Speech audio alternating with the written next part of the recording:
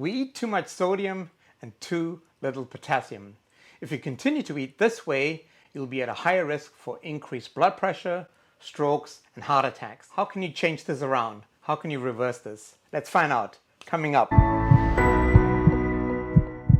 I'm Dr. John, board certified in internal medicine as well as geriatric medicine. This channel will give you tips and advice to promote your health and to keep you young. What is potassium? Potassium is a mineral and it has an important role in your body. Potassium is found in your food, and once you ingest potassium, it functions as an electrolyte in your body. Electrolytes are essential minerals and are vital to a variety of key functions in your body. Apart from playing a role in your blood pressure, potassium is essential in the following functions in your body: water balance, especially in your kidney, maintaining your body pH, conducting nerve impulses, maintaining your heart function and heart rhythm, muscle contractions, as well as when you eat and digest food. How can potassium help you with your blood pressure? If you eat more potassium, you pee out more sodium. This is a good thing. This is because if you have too much sodium in your body, sodium holds on to water, which then increases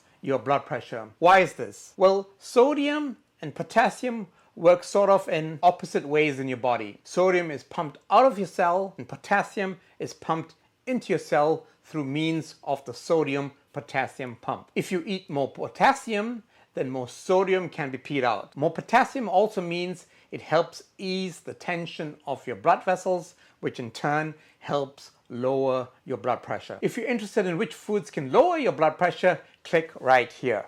Where can you find potassium? Potassium can be found in a variety of foods, especially vegetables, fruits, and fish. The recommended amount according to the NIH, the National Institute of Health, is 3,400 milligrams per day for men and 2,400 milligrams per day for women. Good sources of potassium would be avocado, yogurt, winter squash, spinach and other greens, potatoes, especially sweet potatoes, salmon and sardines, dried fruits such as apricots and prunes, fruits such as bananas and grapefruit, vegetables such as beets and broccoli, beans such as white beans, lima beans, black beans. But doctor, how would I know how much potassium are in foods? For example, one medium banana is about 422 milligrams of potassium. 1 cup of fresh orange juice is 496 milligrams of potassium. And 3 ounces of salmon Atlantic cooked is 534 grams of potassium. So if you go to this website, just check it out. Or if you Google Food Data Central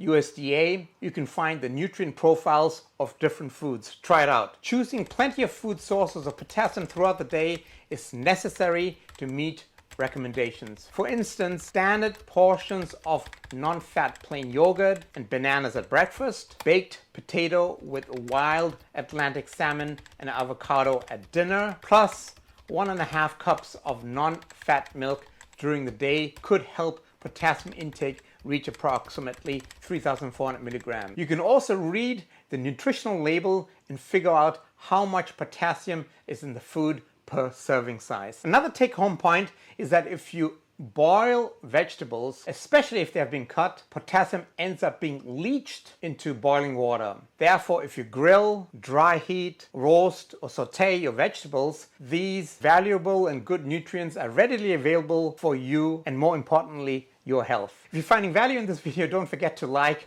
comment, and subscribe, as it really helps this channel out and more like-minded people can find this channel. What happens if you have too little potassium in your body? Lack of potassium causes a deficiency and can present with the following symptoms: GI symptoms such as nausea, vomiting, constipation. It can cause you to feel tired and weak and affect your skeletal muscle as well as your heart muscle. You might present with symptoms such as muscle spasms or cramping or even irregular heartbeat or rhythm. Your healthcare provider can do a simple test to diagnose if your blood level is low. Normally, your blood potassium level is 3.6 to 5.2 millimoles per liter. A very low potassium level, which would be less than 2.5, can be life-threatening and requires urgent medical attention at a hospital. What happens if you have too much potassium in your diet? It is unlikely that this happens through dietary means if you're following a balanced diet, that your potassium will be running too high. However, if you have kidney disease or taking certain medications such as potassium supplements, lisinopril, spironolactone, cause high levels of potassium, also referred to as hyperkalemia. This can be also checked with a simple blood test at your doctor's office. Potassium level higher than 5.5 is critically high, and a potassium level of 6